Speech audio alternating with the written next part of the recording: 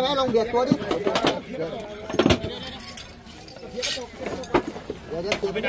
ตอนไหนตรงนี้ตอนไหนหนักสุดเนี่ยอยู่ที่ตัวที่ทับอยู่ตอนไหนหนักสุดตรงไหนที่ทับอยู่หนักสุดเลยไม่มีทับอย่าใส่ให้ตัวเล็กข้างล่างอย่าใส่ให้ตัวเล็กลองใส่ขยับหมอนเข้าไปหน่อยไปปลอดภัยนำตัวพอใจนิดเดียวใจเย็นเอามือแค่ไหนเอามือกดอกไว้เขาจะเจ็บมือเหรอแป๊บหนึ่งอีกแป๊บหนึ่งเอาที่ออกได้ถ้าออกไม่เราต้องรออุปกรณ์ใช่รออุปกรณ์ลงคนมาแล้วไม่ไหวแล้ว